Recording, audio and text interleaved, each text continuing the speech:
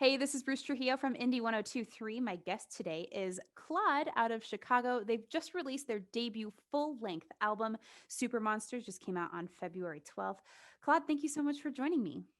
Hi, thanks for having me. Of course, Claude does have the hiccups, and we're just gonna like roll with it, and I think it's really great. So this debut album just came out on February 12th, and it's really actually just a snapshot into your music. You have a ton of other songs that you've written. So tell me about curating the songs specifically for Super Monster. Yeah, so Super Monster was my first album and it I feel like I've something that really rang true to me and something that I heard before making my album was like you have your whole life to make your first album. So I really like took advantage of that and I definitely collected a bunch of songs in the archive I had from years ago um to sort of curate this like cohesive piece of work, I guess.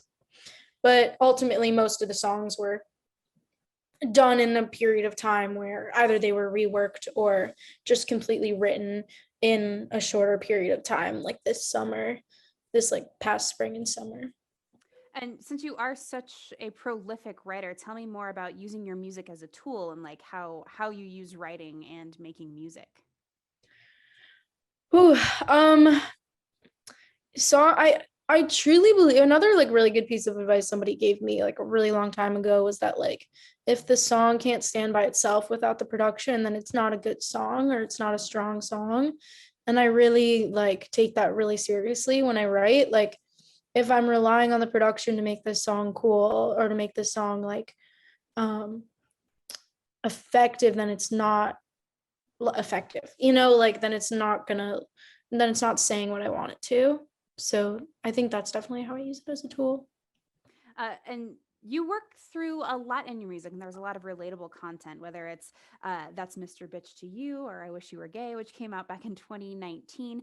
How has the Mm. response been since releasing this debut album from your fans and from the public in general, kind of just getting to know who you are? I think it's been really good. I think it was like different enough. It was pretty different than my other work. So like it was, but it it was different enough where the people who have already been listening to me felt like they were discovering something new, but still getting like that piece of me that they were like waiting for, I guess. And I thought really hard about this as like an introduction of myself, like to the world. Like this is going to be like a lot of people's first time hearing about me and hearing my music. So it was it like I'm happy with how people are receiving it, but it was very much like, okay, how do I want people to perceive me for the first time, I guess. Definitely. And you work with Nick Hakim and Melanie Faye and Shelley. They're all featured on this album. So tell me about working with all of these different artists and including them on this album. It was so fun. I think my the nature of my process is very collaborative. Like I love bringing people on and seeing like what they can spark out of me or what we can bring out of each other. And yeah, I it's so fun making music with other people. And with the songs that I had features on, it was the type of thing where the songs were already done and I felt like there was a piece missing. And like for Mr. Bitch, I felt like it needed like a bitchy guitar solo, just like a really sick guitar solo. So I hit up Melanie because she's like the most incredible guitar player ever. And I felt lucky to get her on it. And same with Anna. Like Anna was finished, but it had no background vocals.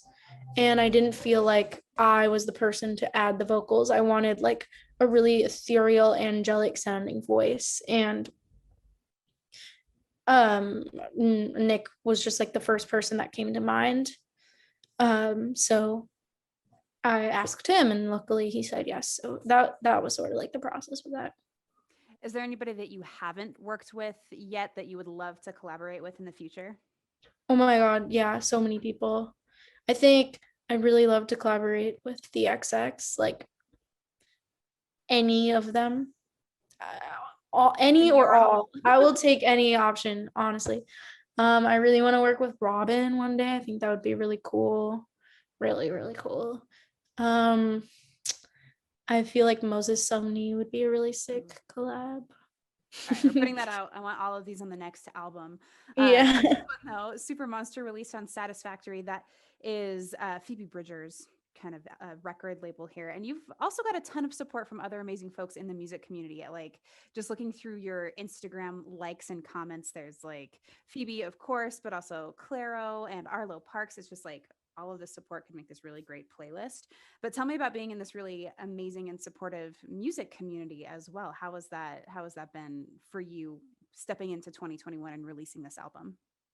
Yeah, honestly, it's so wild. Like, I didn't really grow up using the internet that much. Like, I grew up with it there, but I wasn't really partaking. And then when I started discovering this like music culture on Instagram and like on online, like I felt like my whole world had opened up. And before I even started making music, like I was already friends with a lot of musicians. Like I remember like Marie, like Girl in Red, like we started following each other. Like she had one song out, I hadn't even put anything out yet, but we were already like friends, you know.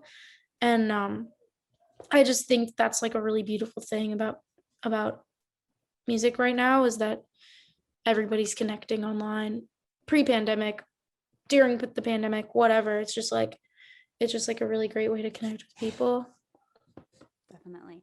And I loved seeing Phoebe really announce this album on the day that it came out, February 12th, Super Monsters. Is there anybody that you also think that we should be knowing about, speaking of just like community and supporting other like independent musicians? Ooh, that's a really good question. There's an artist named Dua Salah that I really like. They're super sick artist. There's an artist, I think it's pronounced Kezia. It's spelled like Kezia. And they have this song. What's her song called that I love so much? I'm gonna look it up. Oh yeah, she has a song called Megan Fox, and it's just so good. Like, and the video for it is super sick.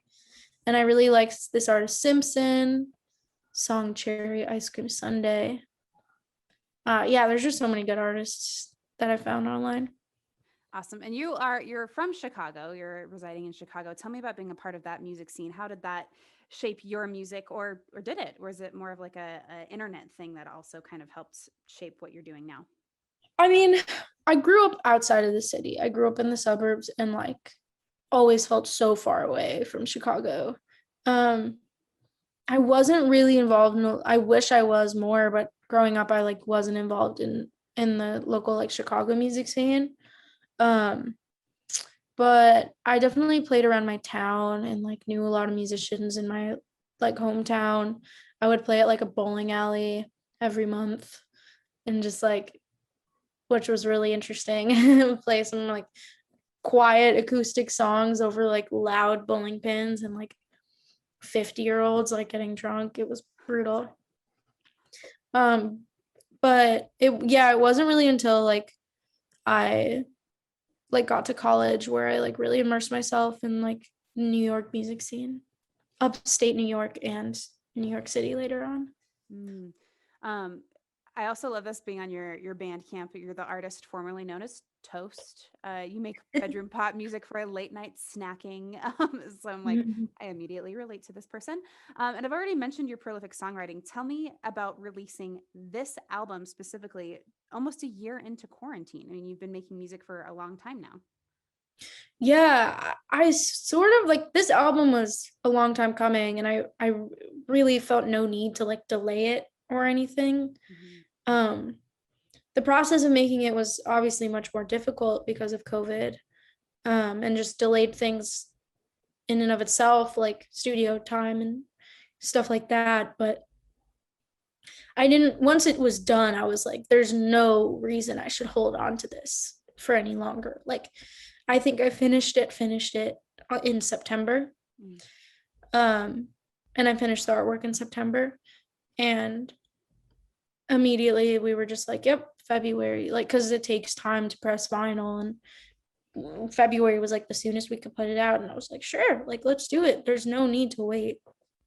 Yeah, so now it's out here, and you're also slated to play Outside Lands later this year. That's not a big deal at all. But tell me about like receiving that news and about how that feeling of being able to go and perform at this like one of the first big music festivals after quarantine. I know. I'm so curious to see how it's going to work out. I feel like I'm staying optimistic about it.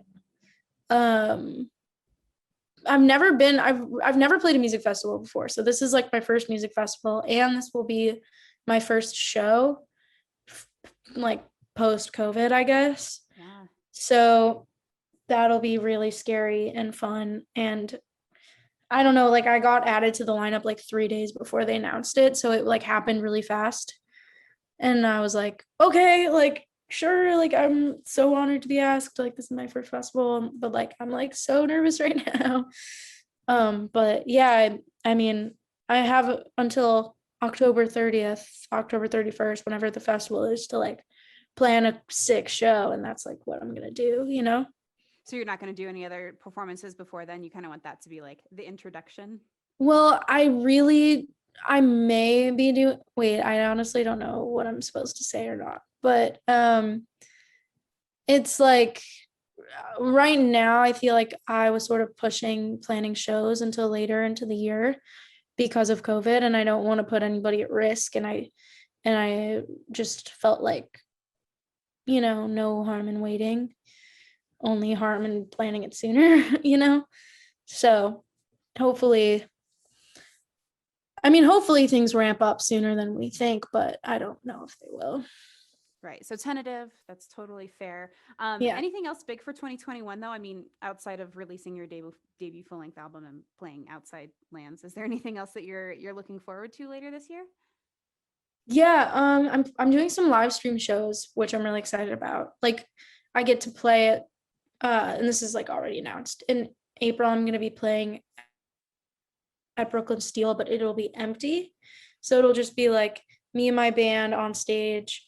And actually my whole band is vaccinated now, which is really cool. So it's like not scary during Relief. rehearsals. Yeah. Yeah. But yeah, so we'll be playing to like an empty Brooklyn Steel. And like I've always wanted to play at Brooklyn Steel. I've imagined playing to people there, but it'll be live streamed instead, which will be cool. And then I'm doing a few other live streams and like further into the summer. Perfect. All right. Well, that's all very exciting. And next year we can do Brooklyn Steel with people in there. Uh, That'd my be guest cool. today, yeah, it'll be great. I'll come out for it and everything. My guest today is Claud. Debut album Super Monsters is out now. I am Bruce Trujillo of Indie 1023. Claud, thank you so much for speaking with me today. Yeah, thank you, Bruce. This was fun.